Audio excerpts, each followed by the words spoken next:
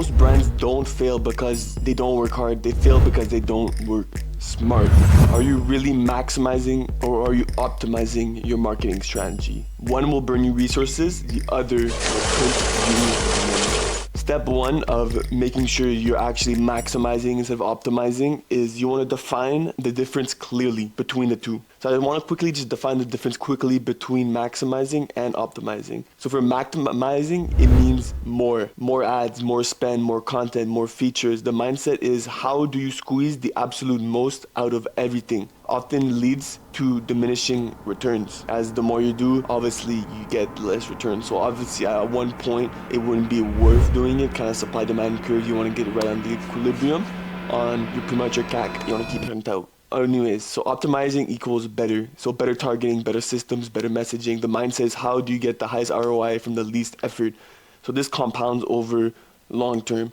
So at the end of the day, you need to do both maximizing and optimizing because at some point you can't do more, you need to do better. And vice versa, at some point you can't do better and you need to do more.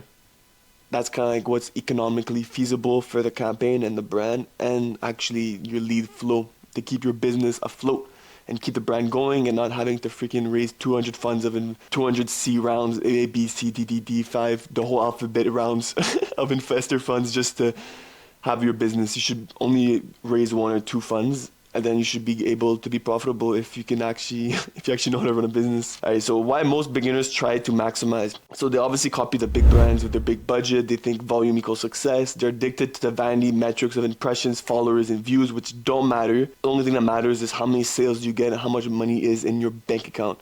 This obviously equals to busy work without being effective. So the hidden cost of maximizing is wasted ad spend, wasted time, content burnout. So you're posting 4 times a day with no real strategy and you're pretty much just wasting your efforts. Confused messaging because you're trying everything at once. So your customers are confused about your brand message. They don't know where you stand, what you stand for. Data overload that slows decision making from your team and clients and customers. And short-term wins, as you might see a little boost because you're posting a lot, but long-term fatigue as people get tired and stop watching your things altogether. So this is why optimization always wins, because you rely on iteration, not brute force. Contrary to what Alex Hormozy has been pushing lately of maximize. It's not about maximizing, it's about how optimized is your campaign. You can infinitely scale it if it is optimized, but if you maximize it before you optimize, you literally just could be wasting time, money, and effort. So that's one big takeaway rebuttal I have from Alex Hormozy's content recently is he's been lacking. He's been giving people the wrong information. He's been giving people too much information without giving them the guidance. But, I digress. I don't like internet beef. At the end of the day, we're all here on this earth to have fun and be healthy and all love each other, So anyways, number 4. Why does optimization always beats maximization in the long run? As you rely on iteration, not brute force, you find what works, and then you amplify it so you can scale it infinitely if it is profitable. That's the point of optimization, right? You make it the most profitable as you can. So even if you spend $1, you can get 10 back, 50 back, 100 back. It depends what you do. So every dollar and every minute is assigned to the highest impact task in the campaign, in the market, in your business, and you scale sustainably, meaning you build a predictable marketing system that gets you leads and sells them and fulfills them.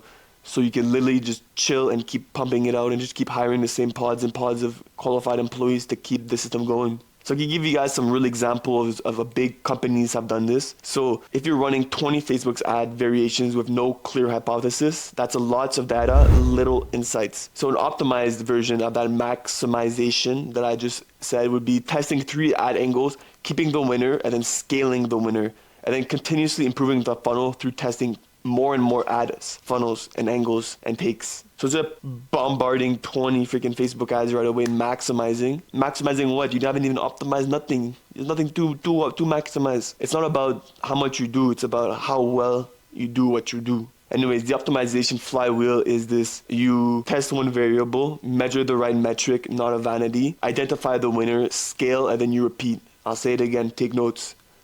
Test one variable, measure the right metric, which is not a vanity metric like views or likes and stuff like that. And then you identify the winner each month, and then you scale that winner by either making more of it, pushing it with money, boosting it, turning it into an ad, and then you repeat the same process. Guys, this is the sauce. You do this, you're literally gonna be a millionaire in like a year. If you do it right. I mean, it takes a lot of skill. Anyways, where you guys can start optimizing today, because I'm trying to get you guys rich and not brokies, is optimize your offer. So most marketers skip this step, but his most important step is optimizing your offer, getting that locked in so people know exactly what they're getting, why they're getting, what they're not getting, and the result they're gonna get with you. Anyways, optimizing your messaging. So tying your hook angles and your audience, tying your niche, tying what you're saying, target one specific avatar. I call it ICP, ideal client profile. That's what you want to do. Make one, follow it, sell it out, single person, 24/7. Next one, optimize your funnel. This is to fix drop-offs from before scaling ads. And then you want to optimize your content format, so track retention, not views. So you want to make sure you're tracking the right metrics and making sure it is going up month over month with the videos you're making. And you want to optimize your targeting, so you want to build a lookalike audience from your top 1% users, so those are the ones that actually convert, as most of the times it's just 1% of the people that convert, unless you're really cooking. All right, guys, mindset shift. ROI mindset is what you need.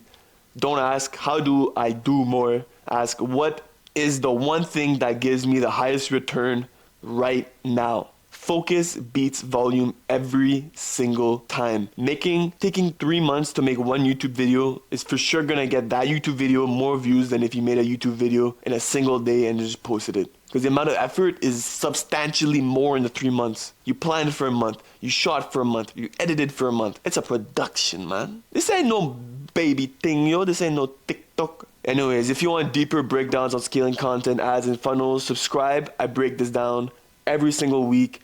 Or you can just click the link below and go to laxia.ca and work with us if we have availability. We're usually booked up as we're like a medium-sized agency, but we have so much demand, man.